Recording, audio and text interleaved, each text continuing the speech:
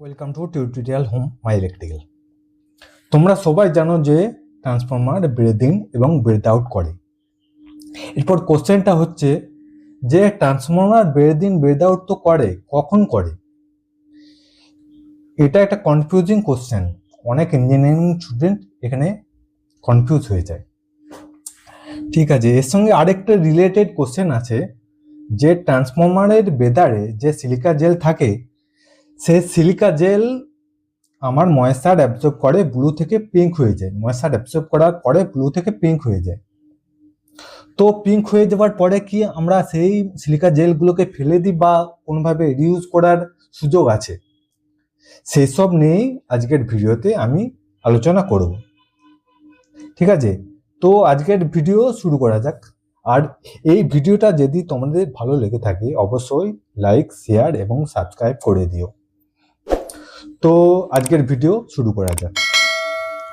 তো আজকের ভিডিওতে কি প্রথম কোশ্চেন কি আছে যে হোয়েন ট্রান্সফরমার ব্রেথ ইন এবং হোয়েন ট্রান্সফরমার ব্রেথ আউট, মানে কখন ট্রান্সফরমার ব্রেথ ইন করে এন্ড কখন ব্রেথ আউট করে। তো এটার উত্তর হবে when load increase transformer breath out and when load decrease transformer breath in. ঠিক আছে, এটা তো আমার মেমোরাইজ করার মতো জিনিস হলো। এরপরে এর পেছনে লজিকটা আমাদের জানতে হবে। সেটা হচ্ছে আমার যখন ধরো লোড ইনক্রিজ করলো, ঠিক আছে, যখন লোড ইনক্রিজ করলো, যখন লোড ইনক্রিজ করলো, লোড মানে তো আইটা বাড়বে, অবভিয়াসলি আইটা বাড়বে।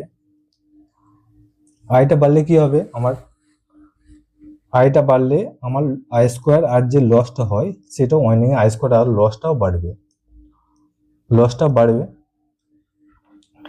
আই স্কোয়ার আর লস বাড়লে কি হবে, হিট জেনারেট হবে, হিট হিট বাড়বে, হিট জেনারেট হবে। হিট জেনারেট হলে সেই হিটটা তো অয়েলেই যাবে, তাহলে আমার কি হবে, অয়েল এক্সপান্ড করবে, অয়েল এক্সপান্ড।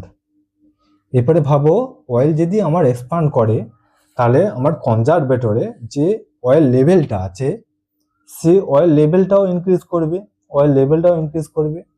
এরপরে অয়েল লেভেলটা যদি বাড়ে আমার কনজারভেটরে যে অয়েল এর জন্য যে আমার পেস্টটা আছে সে পেস্টটাও ডিক্রিজ করবে।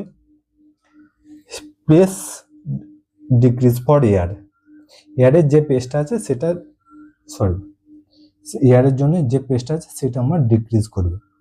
ঠিক আছে, পেস্টটার পরে যদি ডিক্রিজ করে তাহলে কি হবে, আমার এখানে যে এয়ারটা আছে এক্সট্রা এয়ারটা সেটা অ্যাটমসফিয়ারে বেরিয়ে যাবে। মানে এয়ারটা যদি অয়েলে সাপোজ ধরো অয়েলের লেভেল যদি আমার ইনক্রিজ করে, অয়েলের লেভেল আমার যদি ইনক্রিজ করে, অয়েলের লেভেল ধরো ইনক্রিজ করছে, অয়েলের লেভেল যদি আমার ইনক্রিজ করে,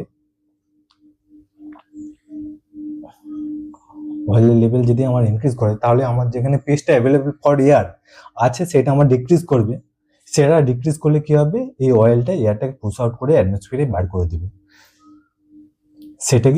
সেটাই হচ্ছে আমার ব্রেথ আউট। ঠিক আছে, সেটাই হচ্ছে আমার ব্রেথ আউট। এখানে when load increase transformer breath out, এখানে বলা যাচ্ছে when load increase transformer breath out. তারপরে ব্যাপারটা when load decrease transformer breath in.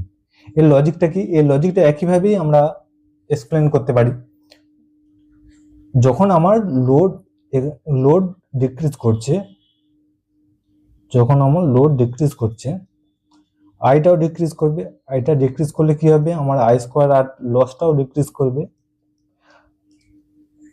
I square R loss করলে কি হবে, হিট ডিক্রিজ করবে। হিট ডিক্রিজ করলে কি হবে, অয়েলটা আমার সিঙ্ক করবে। অয়েলটা আমার সিঙ্ক করলে কি হবে, যে আমার যে অয়েলের এয়ারের জন্য এয়ার পেস অ্যাভেলেবেল, এয়ার পেসের জন্য যে পেসটা আছে সেটা আমার ডিক্রিজ বাড়বে। সেই জায়গাটা পূরণ করার জন্য আমার এয়ার মানে কনজারভেটর ভিতরে ইনসাইডে কনজারভেটর ভিতরে আসবে। ঠিক আছে, সেটা আমরা এভাবে এক্সপ্লেন করতে পারি যে আমার যদি অয়েলের লেভেলটা আস্তে আস্তে ডিক্রিজ করে যায়, অয়েল লেভেলটা যদি ডিক্রিজ করে, অয়েল লেভেল ডিক্রিজ করে তাহলে কি হবে, অয়েল লেভেল যদি ডিক্রিজ করে আমার অয়েল লেভেল যদি ডিক্রিজ করে এয়ার ব্রেথ ইন করবে, এখানে সেই জায়গাটা পূরণ করার জন্য এয়ার ব্রেথ ইন করবে। ঠিক আছে, বোঝা গেল আশা করি। তো ব্যাপারটা হচ্ছে বিষয়টা হচ্ছে when load decrease transformer breath in. ঠিক আছে, when load decrease transformer breath in. এর সঙ্গে আরেকটা ব্যাপারও আছে, সেটা হচ্ছে আমার যখন অ্যাটমসফিয়ারিক টেম্পারেচার ইনক্রিজ করে ট্রান্সফরমার ব্রেথ আউট। একই লজিক, যখন অ্যাটমসফিয়ারিক টেম্পারেচার ইনক্রিজ করছে, তখন আমার অ্যাটমসফিয়ার ডিক্রিজ হচ্ছে, অয়েল এক্সপান্ড করছে, অয়েল এক্সপান্ড করলে একই লজিক হিসাবে প্রেসটা কমে যাচ্ছে এয়ারের জন্য যে প্রেসটা কমে যাচ্ছে, তার জন্য কি হবে, যে অয়েলটা এক্সপান্ড করেছিল সেই এক্সপান্ডেড অয়েল কি করবে, আমার এয়ারটাকে পুশ আউট করে অ্যাটমসফিয়ারে বার করে দেবে, সেটাকেই আমরা বলি ব্রেথ আউট। তো when atmospheric temperature increase transformer breath out. আবার কি বলছে, when atmospheric temperature decrease transformer breath in. একইভাবে এটাকেও এক্সপ্লেন করা যায়, আমার যখন টেম্পারেচার ডিক্রিজ করছে, অয়েল সিঙ্ক হবে, অয়েল সিঙ্ক করলে কি হবে, extra space available for air, extra space for air,